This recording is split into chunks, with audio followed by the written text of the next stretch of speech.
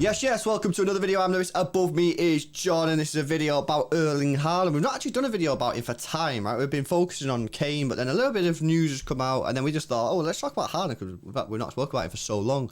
Before we do, guys, let's set a light target. Let's go for 1,000 again. We've been getting really close, and we hit one the other day. So make sure you give the video a thumbs up. If you check the likes now, I'll hit 1,000. If not, try and help us to get there. 35k, that is the target on the subscribers before the new season starts. So any help towards that would be massively appreciated. Just double check you are subscribed and hit the notification bell so you don't miss any of our videos. And I want to tell you about the sponsor of today, helping the channel grow. It is the guys at Manscaped. Now, if you don't know what Manscaped is, guys, we all know, yeah, below the waist, sometimes we can get bush and it ain't a good look. And if you agree that it's not a good look, then you need to make sure that you've got the best in the business. And for me, in my opinion, that's this. This is the Lawnmower 3.0, designed and created by Manscaped. It's absolutely brilliant. The charge on it is wicked. You can use it in the shower. It's completely wireless as well. And it also has a torch in case you've got a massive one, you know what I mean? And you need to make sure that you're not cutting the wrong thing with it. Yeah, true that. Go check it out, manscaped.com. Use code EXTRA, that's XTRA, and you'll get yourself 20% off and free shipping. Code EXTRA, XTRA at manscaped.com for 20% off and free shipping. Massive shout out to Manscaped for sponsoring the video. Right, okay, so Erling Haaland, like I said, we've not done a video on for time, and there's a bit of a sketchy source come out. Sketchy because I don't know who he is.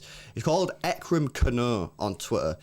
He's got over 100,000 followers on Twitter. He's also got one of them blue tick things, yeah. However, that doesn't make you reliable. Doesn't make you reliable. No, absolutely not. That, you know, blue tick doesn't make you reliable. He's based in Italy, and apparently he's Turkish. So I'm not exactly sure how he's getting this news, but he's saying that City are making a bid of 110 million euros for Erling Haaland. Now, this is quite strange because everything that we've heard and seen over the last probably month, really, is all Kane. It's all Harry Kane. Yeah, building up for Kane. And the other day, there was the news that apparently we've submitted a bid for Harry Kane. So do you know what I mean? It's almost like City, if this is true, or both are true, it'd mean that City have sent out a bid for Kane and a bid for Haaland and just looking at it saying, right, who accepts? So it is a bit strange. So, you know, have we put in a bid? I don't know. Is this guy reliable? I don't know. I've never heard of him before. Maybe there's someone here, you know, who's watching this video who knows this guy. Is he reliable? Let us know if he is. But let's put that to one side, because quite honestly, we don't know whether or not this is true.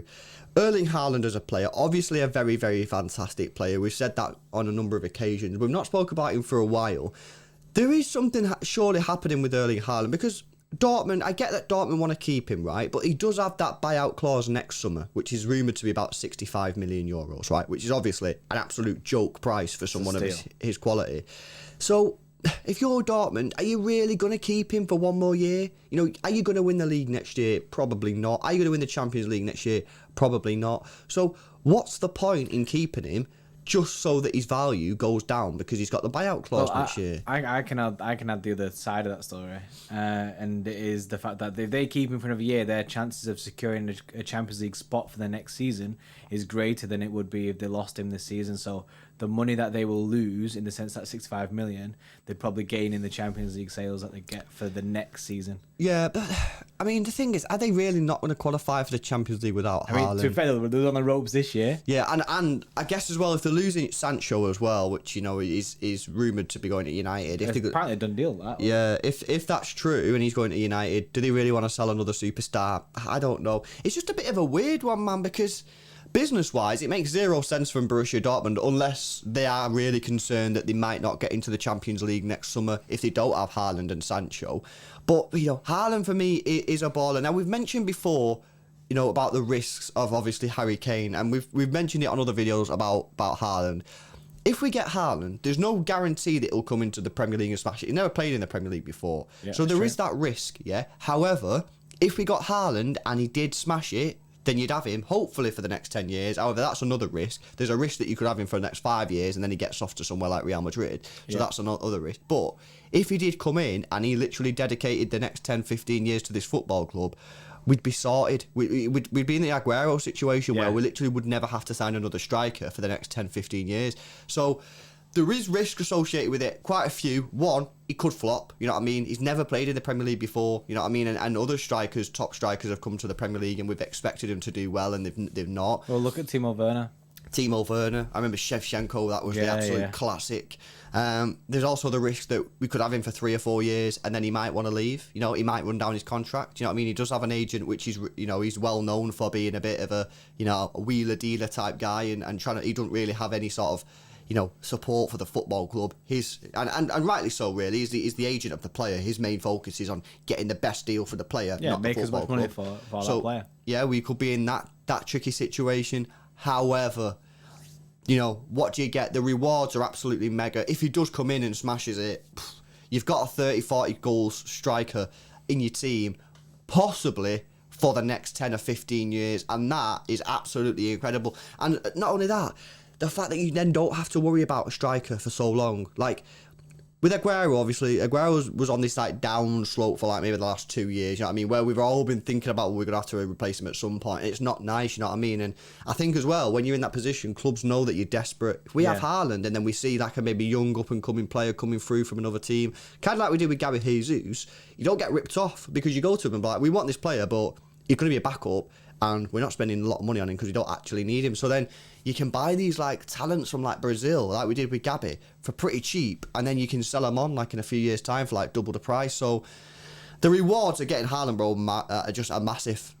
Yeah, they're incredibly big, and that's the thing. That's the whole debate that just keeps coming up time and time again, Kane or Haaland, and that's something that will go on till one of them signs for us, hopefully. And obviously there is risk with both sides. I mean, we have spoke about these on other videos, but it's hard to not want Erling Haaland.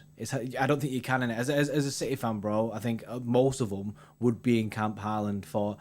When we've done Kane videos, a lot of the comments are saying, "Nope, don't get Kane. Want Erling Haaland. Want Erling Haaland. Want Erling Haaland." I think, and it is because he's this young prospect who's coming through and he looks absolutely incredible. And like you say, he comes to the Prem and get 40 goals a season.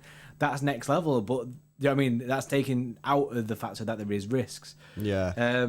I think it's gonna be a mad one. It's gonna be a mad one regardless of which one. Hopefully, like I say, hopefully one on the side. I mean, if it is one of these, are we all being catfish? We're gonna get Andre Silva or someone like that, Danny Ings. That's it. There is no guarantee. There is no guarantee that it is. But we will sign Kane or Haaland. But the thing is, maybe that City have gone in with a bid for Kane.